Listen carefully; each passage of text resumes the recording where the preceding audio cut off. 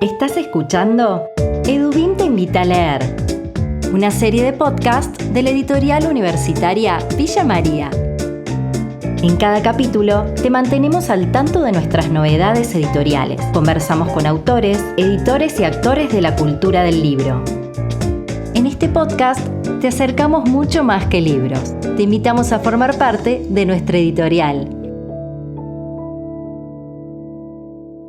Sean ustedes muy bienvenidos y muy bienvenidas a un nuevo episodio de Edubim te invita a leer. Tercer episodio de esta segunda temporada, donde nos proponemos mantenerlos al tanto de las nuevas publicaciones, las buenas noticias de la editorial y, por supuesto, nuestros recomendados para ustedes.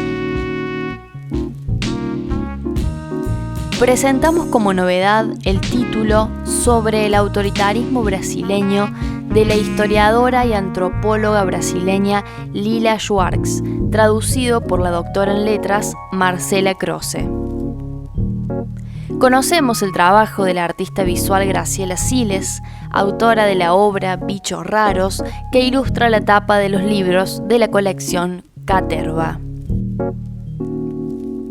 La buena noticia de este episodio tiene que ver con la democratización de contenidos y el acceso abierto. Para eso, Jessica Mariota nos cuenta de qué se trata el convenio de Edubim con Claxo y las particularidades del acceso abierto. Por último, compartimos el destacado de este mes, Estafen, de Juan Filloy, perteneciente a la colección Caterva, dirigida por Antonio Oviedo. Edubim, la seguridad de un buen libro.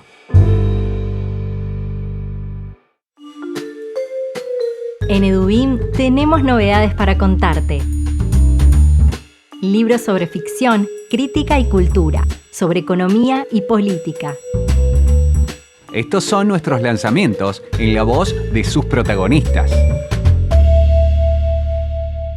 Sobre el autoritarismo brasileño es un título de una de las historiadoras brasileñas más influyentes y premiadas de nuestro tiempo, Lilia Moritz Schwartz.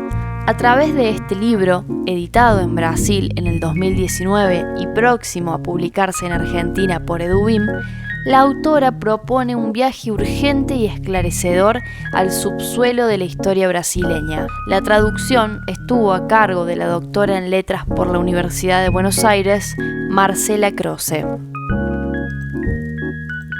Lilia Schwartz y Marcela Croce participaron del ciclo Autores y Lectores en Tiempos de Cuarentena, organizado por la editorial a lo largo de los meses de abril y mayo del 2020.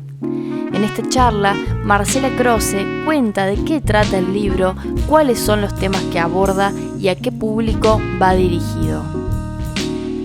Un libro que trata específicamente de la actualidad de Brasil, o mejor dicho, es un libro que hace un recorrido en cada capítulo, que están divididos temáticamente, por la historia de Brasil hasta llegar a la contemporaneidad, ¿no? ¿Qué pasa con la corrupción, con el autoritarismo, con la desigualdad, con las cuestiones de raza y de género, con las cuestiones de salud que están tratadas justamente en cuanto a la desigualdad? Es un libro de una lectura muy fluida, que deliberadamente, Lili lo aclara, o por lo menos lo hemos aclarado en alguna conversación, ya pierdo la noción de lo que está en el libro y lo que hemos conversado nosotras. Es un libro que no tiene notas, que está pensado para ser leído por un lector informado, pero no necesariamente un especialista, a diferencia de lo que puede ser el espectáculo de la raza, que claramente es para un especialista. En este sentido es un libro en línea con Brasil, una biografía, que también es un libro pensado para un lector más general. En diálogo con Carlos Gácera y Marcela Croce, Lilia Schwartz expresa que el libro fue considerado por la prensa brasilera como la primera reacción escrita a la elección presidencial de Jair Bolsonaro. Por lo tanto, el libro se propone abordar dos grandes cuestiones. La primera idea es que los brasileños reaccionan con horror ante un gobierno tan autoritario. Sin embargo, ella dice en el libro que los brasileños siempre fueron autoritarios. Y la segunda cuestión, que recorre todo el libro, es que el presente está repleto del pasado. Por eso es que en cada tema, Lilia recurre al pasado para hablar del presente. Temas como esclavitud y racismo, el desequilibrio de géneros en el sistema colonial y el femicidio actual. Le escuchamos a Lilia. Alegria mesmo, o Brasil, uma biografia tem sido traduzido, foi traduzido em várias línguas, sobre autoritarismo também, né, tem sido traduzido para vários idiomas, mas só nesse caso eu tenho uma colega, de fato, como tradutora, né, ou seja, uma pessoa que divide comigo questões, problemas e conhece o tema tão bem, né, uma grande especialista em Brasil, então é uma grande alegria mesmo, né, contar com essa edição. A pergunta de Marcela é muito apropriada. O livro sobre autoritarismo brasileiro saiu aqui no Brasil em meados de maio de 2019 e foi considerado pela imprensa aqui do Brasil como o primeiro livro, a primeira reação escrita à eleição do governo Jair Bolsonaro. Portanto, o livro ele parte de duas grandes questões que Marcela traduziu brilhantemente. A primeira ideia é que os brasileiros que reagem com espanto para a ideia da vinda de um governo tão autoritário, eu digo no livro que os brasileiros sempre foram autoritários. E a segunda questão que percorre o livro todo é que o presente está repleto de passado. Por isso que a cada um desses temas eu retorno ao passado para falar do presente. Mostro como, enfim, temas como escravidão e racismo, o desequilíbrio entre gêneros no período colonial e o feminicídio atual. Nunca é uma correlação imediata, mas, enfim, eu sempre faço esse jogo de ir ao passado com perguntas do presente e vice-versa. Por último, Lilia Schwartz hace referencia a lo que significó el asesinato de Marielle Franco en Brasil, el ejercicio de la democracia y la importancia de la interseccionalidad en la sociedad brasilera. Os dois casos que eu cito, eu digo que quando Marielle Franco morreu, certo sonho de Brasil morreu junto com ela. E é verdade, porque os brasileiros, desde a Constituição de 1988, viveram 30 anos de democracia. Se não existe democracia plena, desde os gregos, não é? Porque já os gregos diziam que toda democracia precisa ser aperfeiçoada, né? Não existe democracia absoluta, toda conquista de direitos tem que ser novamente conquistada, né? É possível dizer que em 30 anos tivemos um desenho mais democrático para o país e tivemos o surgimento de novos agentes sociais, sobretudo nessas minorias, ou seja, me refiro aos movimentos negros no Brasil, aos movimentos feministas no Brasil, aos movimentos indígenas brasileiros e, sobretudo, a intersecção entre esses marcadores. La charla entre Lilia Schwartz, Marcela Croce y Carlos Gácera está disponible en el canal de YouTube de EduBIM bajo el título Lectores y autores en tiempos de cuarentena, Lilia Schwartz y Marcela Croce. Entre lo analógico y lo digital, la cultura del libro se sigue expandiendo. Es el momento de conocer a un protagonista de la cultura del libro.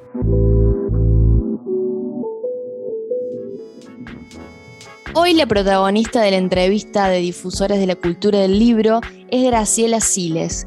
Graciela es artista visual y estuvo encargada del arte de tapa de la colección Caterva. Bienvenida, Graciela. Hola, muchísimas gracias por la invitación. Bueno, Graciela, antes que nada me gustaría que le cuentes a las personas que están escuchando este podcast cómo es tu trayectoria en cuanto a las artes visuales, ¿cómo es tu formación?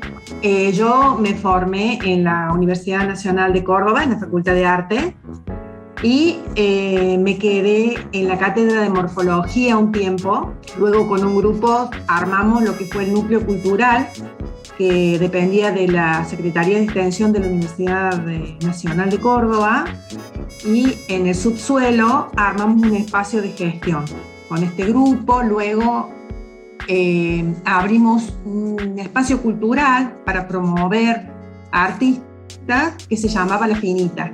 Y bueno, por ahí pasaron muchos artistas, se dieron talleres. Fue una etapa muy linda, uno con la gestión aprende mucho y sobre todo dando clases en la facultad te nutrís mucho también de los mismos alumnos, ¿no? Y de las nuevas generaciones, lo que traen, o sea, porque me parece que esto es la docencia también, ¿no? El feedback. Ahora no me dedico a la docencia, estoy trabajando en mi obra y mi obra fue mutando porque generalmente yo hacía instalaciones, intervenciones urbanas, mi obra tenía un giro más conceptual, trabajaba siempre con problemáticas de género, entonces trabajaba con algunas ONG o en función de determinadas temáticas, violencia familiar, o mi trayectoria iba por ese lado. Pero en un momento hice una residencia en Francia y la obra giró a esto que estoy haciendo de pinturas ensambladas.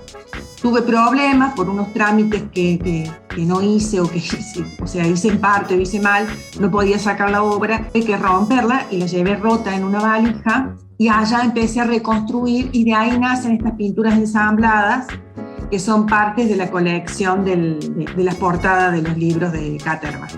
Bueno, sobre eso quería preguntarte cuál es tu vínculo con el libro como objeto y cuál es, qué significa para vos formar parte de una colección de UBIM que se titula Caterva, que tiene que ver con el título de la novela de Juan Filloy y le da nombre a esta colección.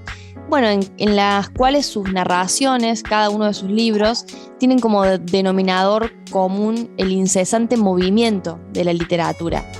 Y en ese sentido, tu obra, hay algo de eso en las tapas de Caterva, en el arte de tapa. ¿Querés contarnos cómo fue ese proceso? Sí, mira, cuando me dijeron que habían elegido mi obra para esto, realmente me llené de orgullo. Para mí es muy importante porque me encanta que la obra pueda estar en hogares, que pueda circular de otra manera, y para mí es como un honor, un lujo que justamente forme parte de esta colección y de autores tan importantes, ¿no? Y promoviendo y difundiendo nuestra cultura en una fusión también no solo con la plástica, sino con artistas consagrados y con emergentes de la cultura, ¿no? Como yo me siento, yo ya soy grande, pero siento que siempre trabajo como emergente, ¿viste? Como algo con lo cual me siento identificada. Y los bichos raros, en su nacimiento, tenían que ver también con esa dinámica de movimiento y cómo mutar y cómo transmutar y cómo, que fue un proceso que lo hice durante la pandemia, cómo con determinadas herramientas podemos trasladarnos e ir cambiando de piel, ¿sí? Como que la libertad está adentro y que uno puede transformar y transformarse todo el tiempo. Y los bichos raros están en continua transformación.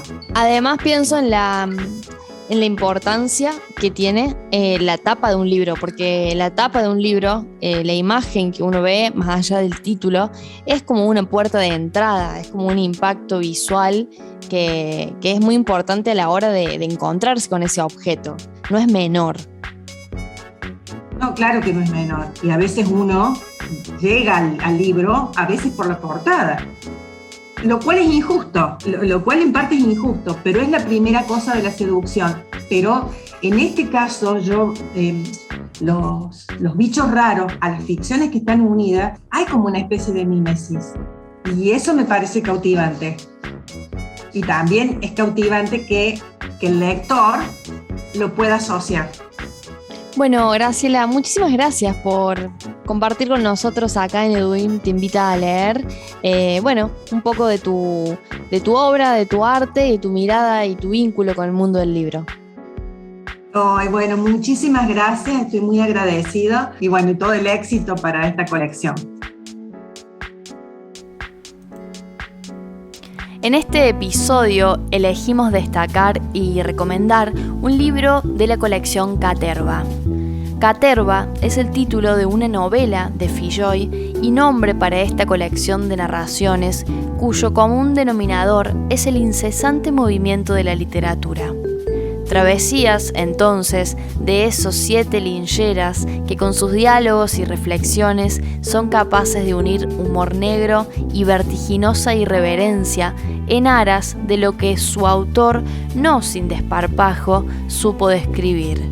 La literatura embauca siempre a la realidad. Un itinerario quizás similar y diferente es el que comparten las obras seleccionadas. Quienes las escribieron en el marco de la cultura y la geografía de esta provincia serán objeto, a través de los respectivos prólogos, de lecturas orientadas a examinar sus innovaciones y logros. Algunos de los títulos que se encuentran en la colección Caterva son Artistas de Variedades, de Daniel Moyano, Aquí en este destierro, de Raúl Dorra, Lejana y Oscura, de Susana Aguad. En esta oportunidad presentamos Estafen, de Juan Filloy, a través de la introducción escrita por el director de la colección, Antonio Oviedo. Estafen. El imperativo del título asume al mismo tiempo un carácter apodíctico. Las 285 páginas siguientes de esta novela de Juan Filloy, publicada en 1932 y reeditada 36 años más tarde en la colección de Paidós, dirigida por Bernardo Berbisky, constituye la demostración cabal, concluyente, de que dicha palabra enuncia una orden, una recomendación, un mandato, incluso una acción performativa. También una teoría, cuyos desarrollos se hallan inmersos en el devenir de la narración. Tras la rápida aclaración gramatical anterior, la prosa de Filloy, impulsada por Estafen, ya es dueña de ese tono siempre corrosivo e irreverente que sus obras ulteriores irán a confirmar en el marco de una continuidad literaria cuyos dispares temas subsecuentemente despliegan. Corrosivo e irreverente son también adjetivos inherentes al personaje de la novela y que ésta, como es obvio, incorpora no bien se inicia. Sabemos que el estafador, desde la tercera persona escogida por Filloy, usa guantes de jabalí y perramuz, fuma tabaco egipcio, conoce de vinos, es un experimentado gourmet, un consumado grafólogo y un experto en construir frases palindrómicas. Amén de ser un lector de las 3M, Maquiavelo, Montesquieu y Marx, y de los clásicos a los que cita con elegante descuido. Todos ellos convocan los signos de un refinamiento proclives a enmascararlos ardides que emplea para salir airoso ante cada trance que debe afrontar. Por lo tanto, es el retrato de un sibarita que además posa aún en las condiciones adversas de hallarse preso en un calabozo, de dandy convencido de serlo. Paralelamente, las tácticas para eludir las pesquisas policiales y judiciales que siempre lo acechan se ramifican a partir de situaciones críticas que irrumpen y que, con sutileza y cierto regodeo, logra a menudo sortear. Esto no es solo un podcast de libros, es un podcast de noticias, de buenas noticias. Antes de que termine este tercer episodio, queremos compartir con ustedes una buena noticia que tiene que ver con el acceso abierto y la democratización del conocimiento. Jessica Mariota, editora de Edubim, nos cuenta de qué se trata la incorporación de Edubim a la biblioteca Claxo y qué significa un sistema de acceso abierto. En febrero de este año 2022, nuestra editorial Edubim alcanzó un importante convenio de libre acceso de varios de nuestros títulos en la biblioteca del Consejo Latinoamericano de Ciencias Sociales, algo muy importante para nuestro sello, pero también para nuestra comunidad universitaria, no solo porque Claxo ofrece contenidos curados, es decir, materiales altamente revisados y por lo tanto calificados, sino porque también es una de las instituciones de referencia en lo que tiene que ver con la difusión y la democratización de los conocimientos. En este marco, seguramente muchos y muchas de ustedes se preguntarán qué es el acceso abierto. Bueno, podemos ayudar a configurar una definición al respecto y decir que el acceso abierto es una herramienta, pero sobre todo es un movimiento con una fuerte base político-ideológica que lucha por el acceso democratizador y democratizante de la información, del conocimiento, de los recursos digitales, para que estos lleguen a la mayor cantidad de personas posibles sin restricciones legales ni económicas. Para que podamos decir que un contenido efectivamente se está difundiendo en el marco del acceso abierto, va a tener que reunir entonces algunas condiciones. En principio, la condición de que deba ser posible acceder a él de manera gratuita y universal.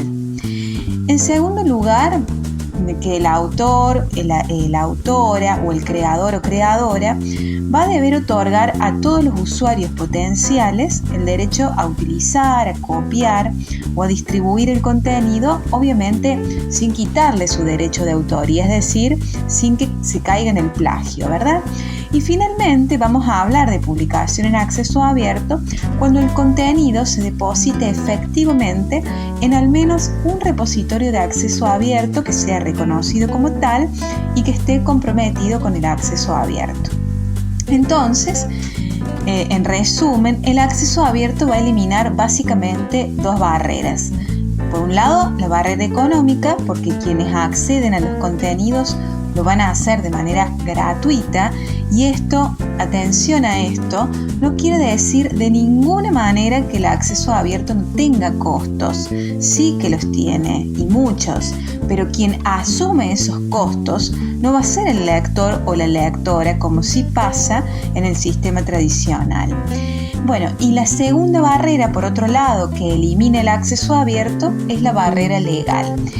Las obras o los contenidos en acceso abierto pueden utilizarse y reutilizarse de diferentes maneras sin que sea necesario para esto y para cada vez pedir algún tipo de permiso, ni que, como en el sistema tradicional, sean las editoriales las que tengan los derechos de autoría. Por último, Jessica Mariota destaca a EduBIM como pionera en cuanto a acceso abierto y nos cuenta dónde podemos encontrar los títulos disponibles. Así es que hoy tenemos licenciados más de 90 títulos de nuestro catálogo para publicar en acceso abierto, 64 de los cuales ya están publicados en nuestra propia web de EduBIM. 42 de ellos, por otro lado, están publicados en el repositorio institucional de la biblioteca de nuestra Universidad Nacional de Villa María y consecuentemente también, por supuesto, en la página de Dialnet, que es la página de la Universidad de La Rioja en España, y en el Sistema Nacional de Repositorios Digitales. Y lo que es la noticia que nos convoca y que nos pone muy contentos y contentas y nos llena de orgullo, es que actualmente 26 de nuestros títulos pertenecientes al campo de las ciencias sociales se encuentran en el repositorio de la prestigiosa Claxo.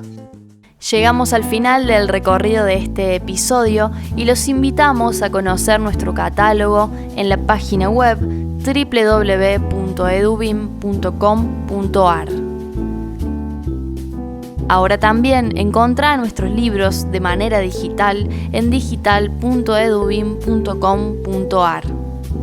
Mi nombre es Camila Argüello. En la edición de este podcast, Sebastián Perotti. Nos ayudan a comunicarnos con ustedes por redes sociales Agustín Foresta, por mensajería Carolina Vázquez y en la comunicación institucional Carolina Wild.